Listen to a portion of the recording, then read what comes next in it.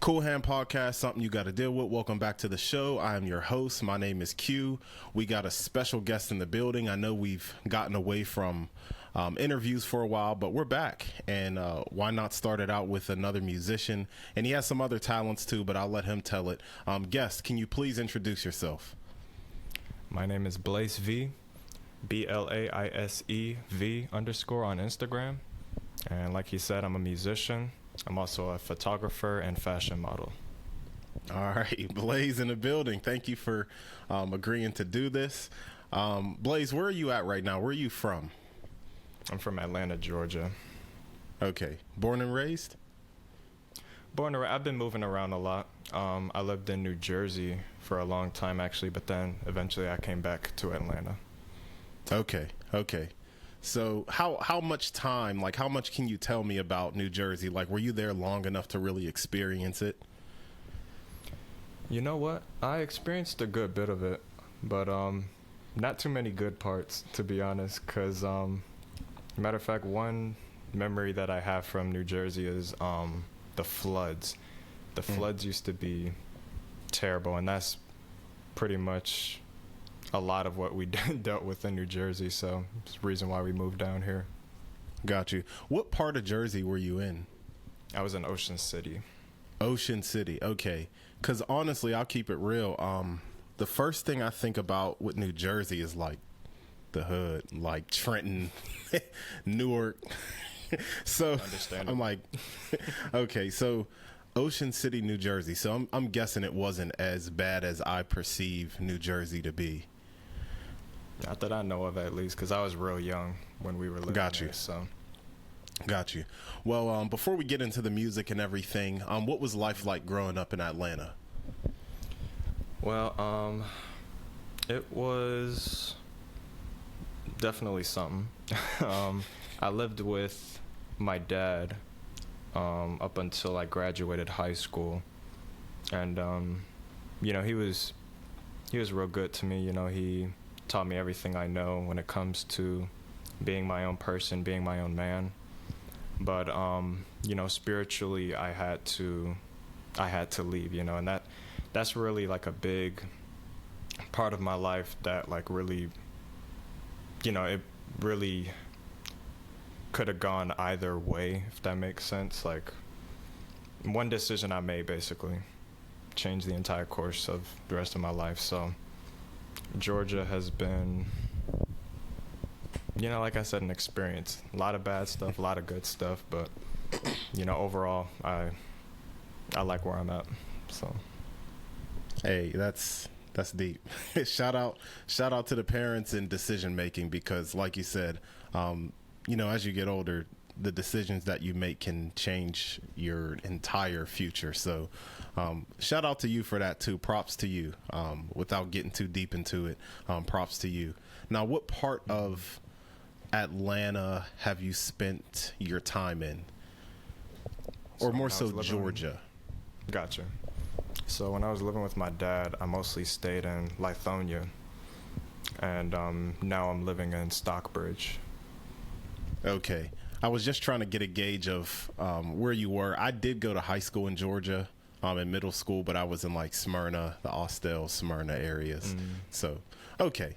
Now, growing up, what were you like, just having like a normal childhood as a kid, going outside, doing your schoolwork, things like that? I don't know about doing schoolwork, but going outside, definitely. Got you. I spent a lot of my time outside as a kid. Mm-hmm. And creatively, what were you doing, or you and your friends doing, that may have contributed to what you're doing today? It's a real good question. And you know what? I haven't found, like, initially, you're talking about like in my early childhood, right? Yeah. So initially, I hadn't found my love for music and making music at that time. The only thing that I was doing creatively was drawing. Like, I was drawing a lot. And really, I started music in middle school because I started doing band, and I started playing French horn and I played in band all throughout middle school and all throughout high school. So that's where I found my love for music. So it was kind of not a late, passion, but definitely something that I picked up later on, so to speak. Okay. French horn, do you still play that? Mm-hmm. Most definitely. So I would imagine you're pretty good if you were playing since middle school. Something like that. I'm not gonna say I'm real good or anything, but He's being modest. Yeah, you're good. I can tell he's good at it. So, at what point did the singing come in? So, singing, and it's actually funny because, let me see, I was singing. I didn't sing until maybe a little bit before middle school started. And the only times I did sing were at like family cookouts, because they'd have a karaoke machine, and then I always did karaoke with my aunts and stuff. But I never took singing that seriously, not until after I graduated high school, because then that's when I got my own laptop, and I found out I could like make music. So that's when I started practicing singing again. Okay. And I don't want to neglect the photography and fashion modeling, but we'll just cover one thing at a time. We'll start with we'll keep going with the music. So pretty much after high school, is that correct? You started really doing the music thing. Was there anything else? Did you do like poetry, rapping, anything outside of singing before that? I have never tried rapping nor poetry, actually. The only thing that I actually did beforehand was composing, and I actually did composing before I did, like producing and mixing and all that. Okay. 'Cause like I said, I was in band. Got you. So you do produce? Mm-hmm. Because that was going to be one of my questions. When we get into a couple songs that you've dropped, did you produce both of those? Yep. Okay. Oh yeah, this is gonna be good. All right. So, so what made you really want to start taking, I don't want to say music seriously, but just kind of sharpening your craft and recording? Got you. So what really made me want to, as you put it, sharpen, my craft when it comes to music was just hearing stuff in my head. And I don't know if that's weird, but, after I graduated high school and, I got this laptop and this program to compose with, because that's what I was initially going to do, was just compose.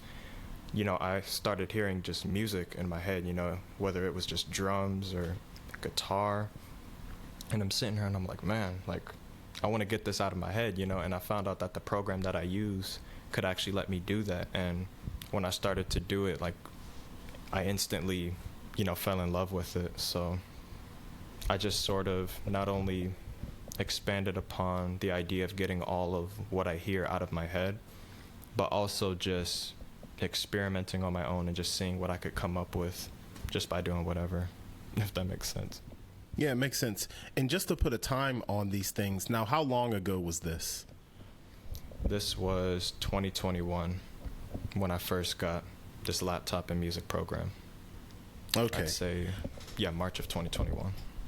Okay, so 2021. So it's only been just a couple years, and just from the couple songs that I've heard from you, I really like what I hear, which made me reach out to you.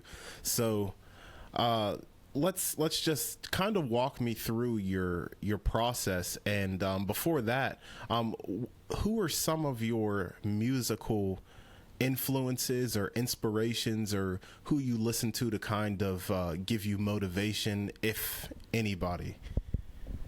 Got you. So as far as inspiration, I'd say there's three big ones. First is Daniel Caesar, because of his voice, the way he uses his voice, and also his what do you even call it? Because when you listen to his music, it's obviously different from a lot of people's when it comes down to arrangement, even like vocal, like stacking. I'm thinking of so many things at once. I'm trying to get my words out. All good. But yeah, definitely Daniel Caesar for that. Joji, also because of how he uses his voice. I specifically like how he can go from his chest voice to his head voice almost instantly. And it's something that I've definitely tried to not replicate, but, make my own. And then one of the biggest ones, Jacob Collier, because of his experimentation and just his musical knowledge in general. Like, he's really fun to not only listen to, but watch make music as well. So those are the three biggest ones. Okay. So you're kind of putting me on at the same time. Now, I've definitely heard of Jacob Collier, but I'm not confident to say that I've heard one of his songs. Joji, I've listened to a little bit of Joji. And when it comes to Daniel Caesar, surprisingly, I know he's super popular.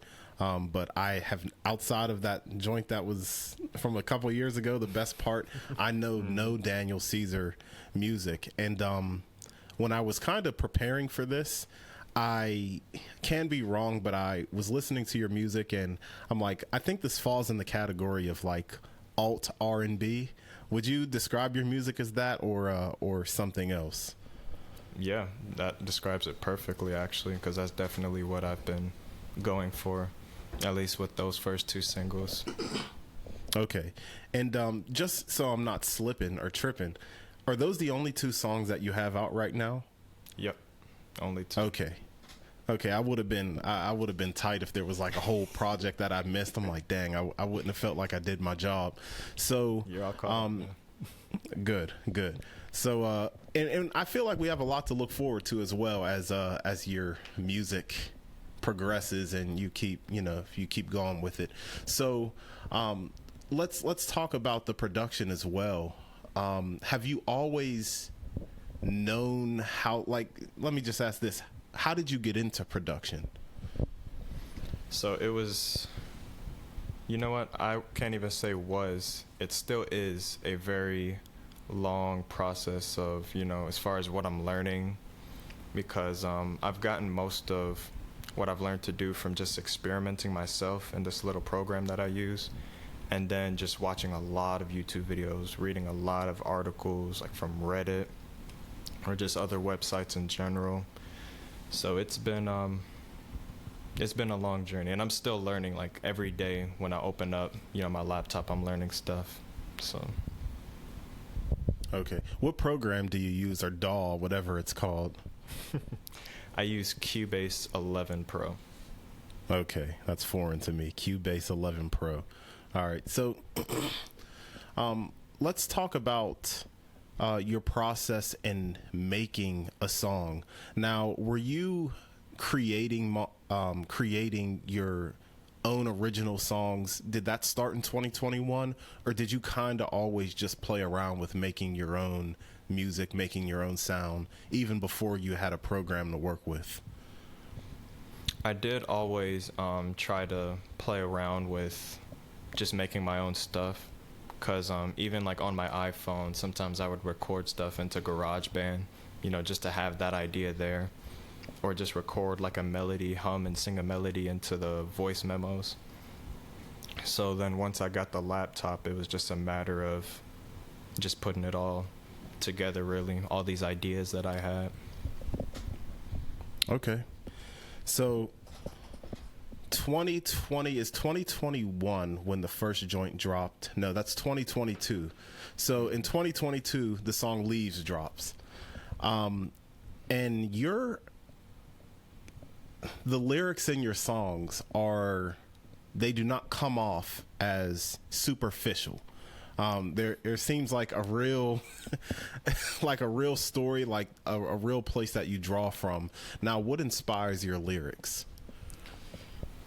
Well, I'll be honest with you. With Leaves, I was really just writing down whatever came to mind and hoping for the best, at least at first. But then, I really tried to think about the feeling of when you look at somebody, or not even when you like first look at somebody. This could be somebody that you've known for a long time, right? But then all of a sudden you see them in this new light, and then all of a sudden, you know, you get that weird feeling in your chest, and you're like, yo, what is that? You know, I tried my best to really describe into words, you know, what that's like. Okay. And I'm going to say this as well. Obviously, you have a history of music, but writing lyrics does not come naturally to people. And I know that from being around, just from being around musicians and, you know, some people. So did you always have a knack for writing lyrics, or even just, I've been around like rappers, like not rapping on beat and stuff, and just having it's hard. It's hard sometimes. So was that something that just came naturally to you, or something that you felt like you had to pick up while you were doing it?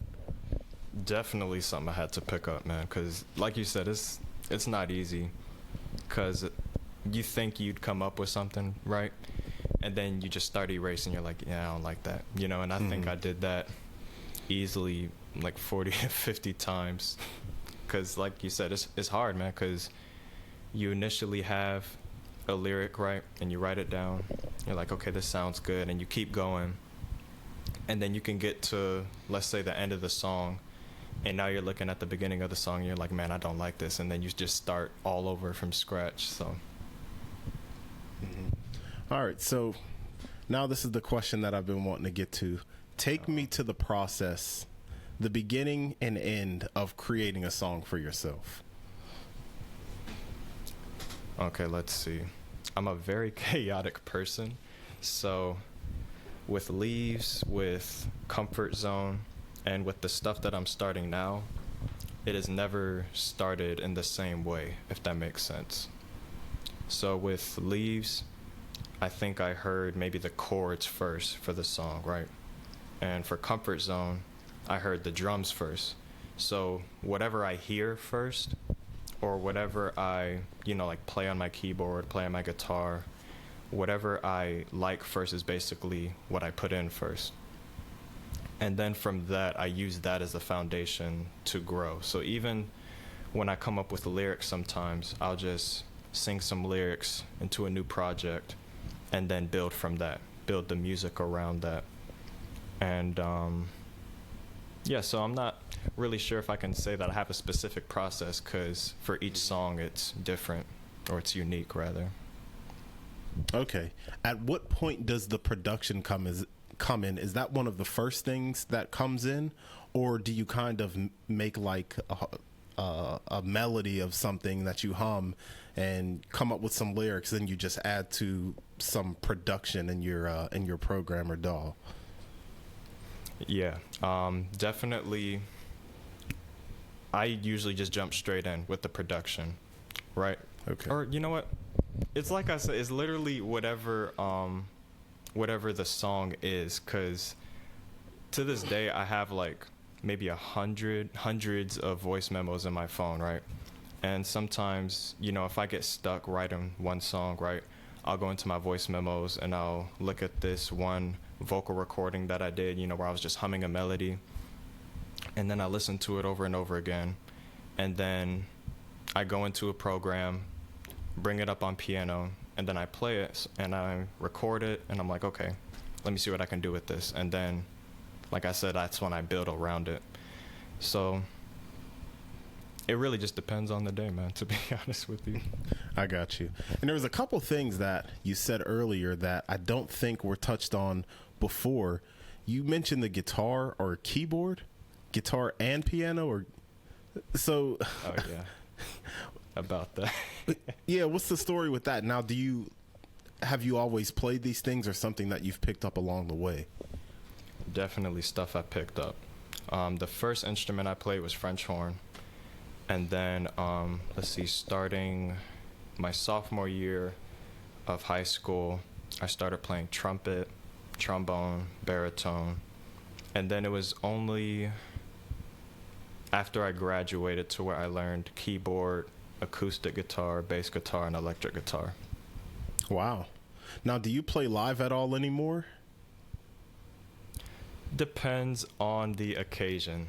I do want to start playing live, but I've been trying to find more time to practice because, I've still been trying to balance, work with music and then other stuff, the spiritual things. Yeah. And even when I'm writing music, I do find like very little time to practice each of my instruments, at least to the point where I can like play comfortably in front of, a live audience. So, but that is something that I do want to do eventually. What would you say Comfort Zone is about? So, Comfort Zone is definitely something that I wrote while I was feeling at my absolute worst, mentally and emotionally. And it's that thing where you recognize that you're in this rut, right? You're in this bad place emotionally and mentally, but you feel like you can't do anything about it because, you're stuck in this routine, so to speak, where every day starts to feel the same almost. So you feel like there's nothing that can be done with how you feel, hence the name Comfort Zone. So, if you don't mind getting into a little more detail, of course you don't want to, say anything that, you don't want to, but just to give the listeners a more detailed view of the song, because I do want to talk about a little bit later how the song kind of takes a turn, even Leaves takes a turn as well, and that's one of the highlights of the songs. But so like, what was going on in your life, like where things may have become mundane, the same thing over and over? Is it just like, the work schedule, this schedule, that, and sleep and repeat? Yeah, man, it was the combination of the work schedule that I had, it was the lack of sleep, and then it was just being in my head too much, because we know when you're in your head too much, your mind will tell you things that you don't need to hear, so that was probably those were the biggest things that really put me in that rut, so to speak. How did you get out of that rut, just as a side? So I think the biggest contribution was, of course, like getting myself right spiritually. That definitely had the biggest role in getting me out of the comfort zone. And after that, it was a matter of surrounding myself with a team that, really supports me, really cares about me, really wants the best for me. And that's, that goes for family and friends. When you surround yourself with, people that want you to do your best, that has a good effect on you, and it causes you to, want to be better. So you just be better. At least that's how it felt for me. Yeah. Thank you for sharing that. Now, both songs, Leaves and Comfort Zone, when I heard both of these songs, and this is also an impressive thing, I believe, for myself, because the songs they're not long, but they're not short. I think there's like, an extended version of both of them. So does that, I guess that would fall into the category of composer, would you say? Or if you would describe what I'm talking about, because I'm not the best at this sometimes, how would you describe the transitions within both of those songs and how you come up with them? The transitions were really something that I was inspired by from various songs that I love, various artists that do the transitions. And coming up with them didn't feel that difficult for me, at least, because I knew with both songs that when the transition came, I wanted the person to feel like they were floating almost. And yeah, I want them to feel like they were floating because that's the feeling I get when I listen to those same transitions in the songs that I love. So doing them, like actually like composing them or arranging them rather, was not too hard to do. The only thing I would say was difficult was making sure it fit with the rest of the song. That was the only challenge. What's your goal for the listener? Because this is based off something you said as well, the floating aspect. What is your main goal for the listener when you create music? The main goal is to really feel like, is to really have the listener feel like they're in another place, so to speak, when they're listening. Because you know those songs that you listen to, whether it's your favorite songs or just something that's in your playlist where you listen to it and all of a sudden like you're not just listening to music anymore, like you're not yourself, if that makes sense. Like if you're driving and you know that one song comes on, you're not driving no more because all of a sudden you're at your destination and you're like, dang, I don't even remember driving here, you know. That's definitely something that I want to achieve with my music, is just basically taking you out of reality. You know, it's just, you know, like let's just relax for a minute, you know. Mm-hmm. And when it comes to, because this isn't an easy process, making music, I see you got your headphones there. Those cost money. You have a microphone there. It looks like it's on some type of boom stand or something. That costs money. Let's talk about, you know, getting into gear and things like that. Now, of course, you have a history of music. I don't think you're, you know, ignorant to how much things cost and all that stuff. But let's talk just getting equipment, buying equipment for someone who, for if anybody out there is considering making music, what was the process like getting your equipment, and, you know, where you plan on going with it? So what I kept in mind when I was getting my equipment was definitely stuff that was budget friendly, at least, you know, for my budget. And then, of course, just finding stuff that's reliable.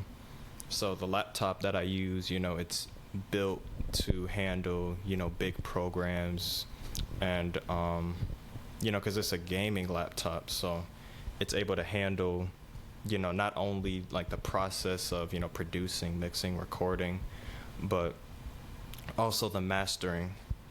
And as far as the other stuff, like, you know, the mic stands, the mics, it's a matter of, you know, just staying in your budget. But you know what? It actually doesn't matter too much, because obviously you want to have good quality stuff. But then that doesn't, you know, quality doesn't equal great music, you know? So no matter what gear you have, no matter what, you know, budget you have, you know, anyone can make music. But when I was choosing my equipment, you know, that's what I kept in mind, was just getting the best in my budget, so to speak. I'm trying not to ramble, man. No, not ramble all you want. So what's next for Blaise V, music-wise? Music-wise, I definitely plan on putting out some more singles, and then eventually an album, which I'm very excited for, because this album is something I definitely had in my head for a year now. And with this album, is basically gonna be me finding my sound, so to speak. Like, that's what I'm looking for now with, you know, me putting out these singles, is trying to find my voice, my specific sound. But I feel like it's gonna even, I feel like the album is going to do that even more so. So that's basically what's next, just more singles, and then album, and then an EP. Okay. And I want to do one last thing when we talk about the music. What was the reception like for you when you dropped your songs? Now, I got introduced to you through Comfort Zone, and another mutual party reposted, and I'm like, okay, I'm definitely going to listen to this now, because my man posted it too. You know, post your friends' work, because it goes a long way, by the way, y'all. So what was the reception like for you on either song? You know what? The reception was actually really good. Like, it was definitely something that I didn't expect. You know, people were reaching out to me like, yo, I didn't know you make music, blah, blah, blah. And they was telling me how good it was. And I was just like, man, I couldn't believe the amount of good reception it got, you know. Even, like, people in my congregation, you know, was telling me all about my music. And I'm like, yo, how did you hear it? You know, it was very surprising to me. Oh, that could be a gift and a curse. Oh my gosh. Yeah, definitely. Okay, Definitely. so okay, we're looking forward to some Blaise V music. I definitely am, because I like what you got going on, and for those two things to be, you know, Leaves and Comfort Zone to be the first two songs that you officially put out there for people to hear, you know, I'm impressed. I'm definitely rocking with it. I can't wait to hear what you got coming up next. So,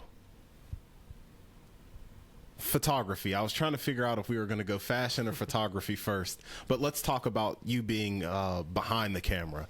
So, you know, clearly you're a jack of many trades. So where did the photography aspect of your creativity come in? You know what?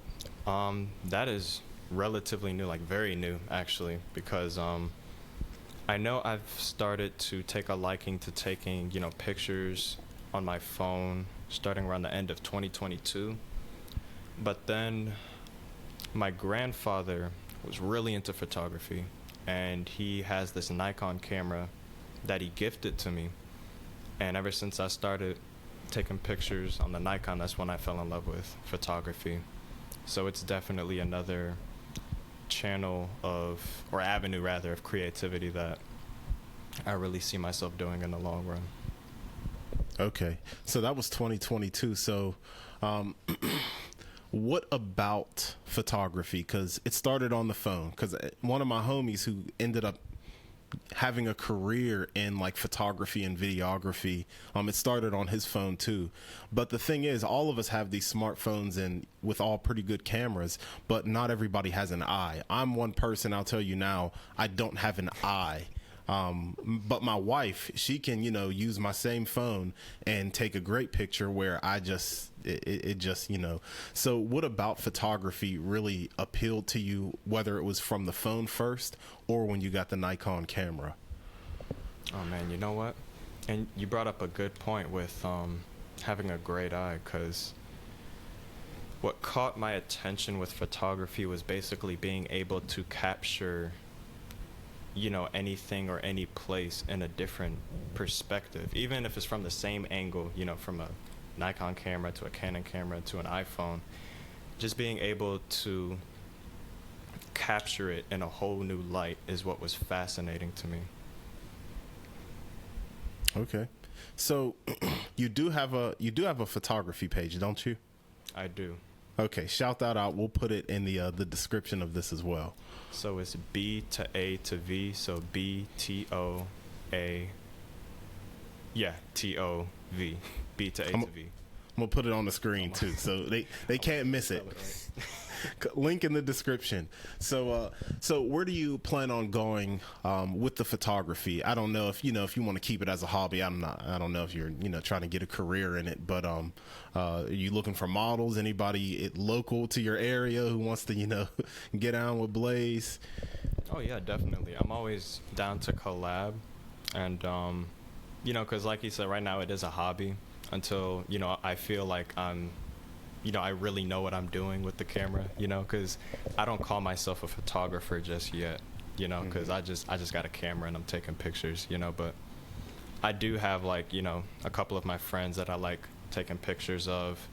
And even when, I'm taking trips, I took a recent trip to Houston, and I remember I just had my camera around my neck, and this random group that was performing in this little band asked me to take pictures of them. And when I did, I sent them the pictures, and they was like, oh, these are really nice. And, I see them posting them, and it's like, man, that's like really nice, seeing your work out there being enjoyed by other people. So, like I said, I'm always down to collab, and I definitely see myself, I could probably see myself doing it professionally in the future.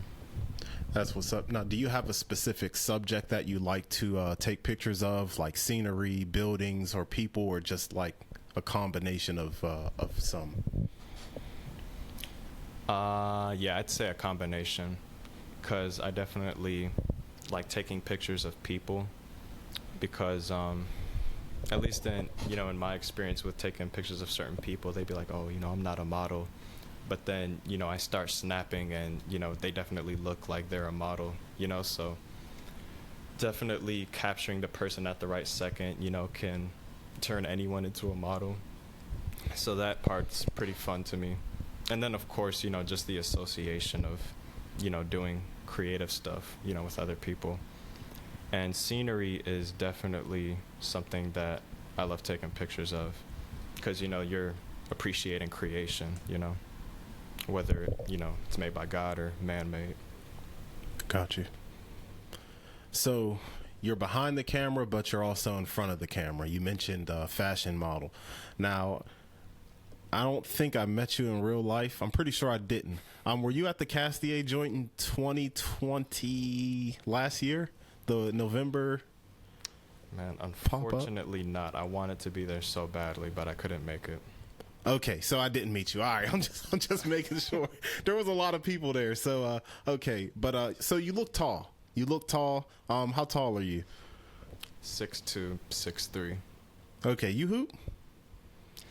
I'm trying to. I'm okay. You get because once music came into the picture, basketball got thrown. Got you. I know you. You probably get that when you're tall. Like I'm 6 foot even, and honestly, I'm about to turn 30. I think I lost an inch. I'm like 5'11". Don't tell nobody, but growing up, I was always like the tall kid until I like hit high school, and I wasn't the tall kid no more. And you get that question when you're tall or perceived as tall. You hoop. Oh, You play football. You play. But so anyway, I had to ask you that question that you probably get all the time. So being in front of the camera. So I was bringing up your build. Pause. You're tall and slim. Looks like, so you got the model body. So at what point did you being in front of the camera come in? Was it something that you have a knack for? Because some people are naturally photogenic. Some people, like myself, just aren't. So take us through your history with being in front of the camera and modeling. Oh, you know what? Man, my best friend introduced me to it, actually. Matter of fact, is Y Khalil on Instagram. Man, let me see, starting in 2022, so yeah, starting last year, basically we would go out and, we would take fit pics and stuff. And I remember like I'm not going to say I didn't have any good clothes, but I couldn't style any of the clothes I had, right? Or at least I feel like I couldn't. But then, I remember him having me put on this one outfit that I had in my closet. And then we went to this trail and we took pictures. And I'm looking at the pictures and I'm like, man, this is kind of cool. Like, I didn't know I could look like this, Not to like boost my head or nothing, but, it was seeing myself in a new light.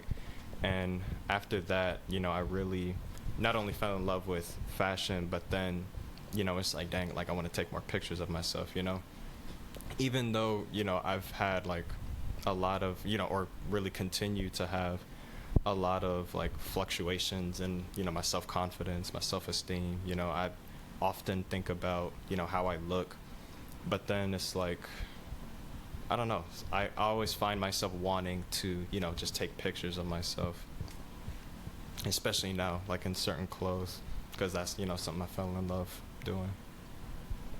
Yeah. So let's talk about it a little bit when it comes to these things in terms of like confidence. So before your homie, shout out Y Khalil, right? Yes, sir. Y Khalil, I'm gonna say it like I know him. So before your homie came into the equation, were you somebody who did often take pictures of themselves or fit pics or anything like that? Not really. It was really a once in a while thing, just to let people know that I was still alive. It was literally like, oh, snap and then post, that sort of thing. I never really put that much thought into it. Okay. Now, was it let's talk about it from like a mental emotional aspect, because I think the self-confidence thing is huge, and you even mentioned earlier that you don't want to seem like you're boosting your head, and of course there's like everything is in balance, right? So you can like the way you look without being cocky, and I'm no like perfect judge of character, but it doesn't seem like you're coming off with like a huge ego when you talk about yourself. So how has it changed your self-confidence, being able to see yourself on camera and say, I kind of look good, I ain't gonna lie. So and that's big. We all got to love ourselves. So, and you did say it fluctuates, but outside of the fluctuation, which happens as humans, how has that changed you in a sense? Well, it's changed me in a way to where, it's like it ties into what you said with it, being a love thing, a self-love thing, because it's definitely healthy, when you do like the way you look. So for the longest time, like before I really started getting into pictures and stuff, it wasn't like terrible as far as like my self-confidence, my self-love. It wasn't terrible, but it definitely wasn't that great either.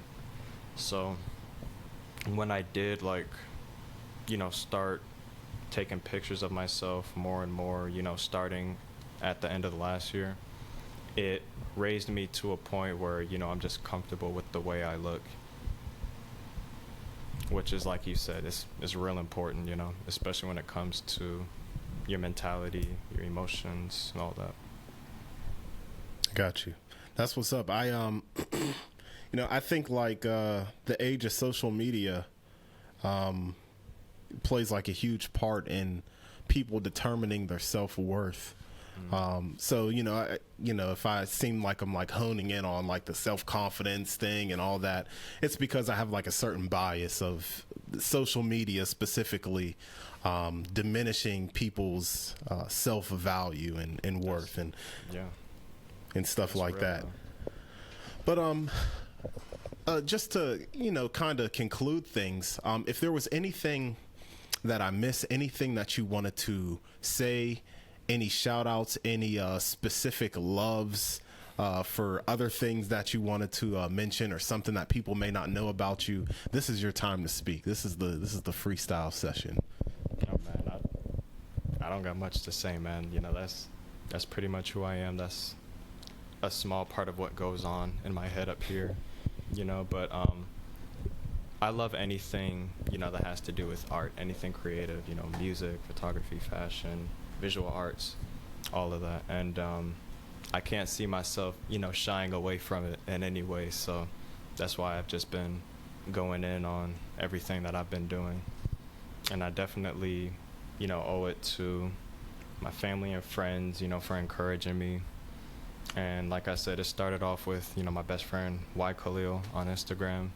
He definitely helped me to become, or continue to become, the best version of myself creatively. Shout out to the homies. Yes, sir. No, I appreciate you for coming on. Shout out to you. Blaise V is in the building for real. I still got family down south, so we'll probably run into each other within the next year or so. I look forward to that, man. Yeah, I gotta come down there because my mom lived down there. So shout out to you. I appreciate you for coming on. Of course, this is gonna come out at like 12 p.m. on a Friday one day, but it's almost 10 p.m. We're on the East Coast, so I appreciate you for taking out time on a late night to do this. Blaise V, I am a supporter. The Cool Hand Podcast stamps you. I stamp the music, I stamp the photography, and I stamp your self-confidence. Keep up the good work. This is the Cool Hand Podcast, something you got to deal with. Easy.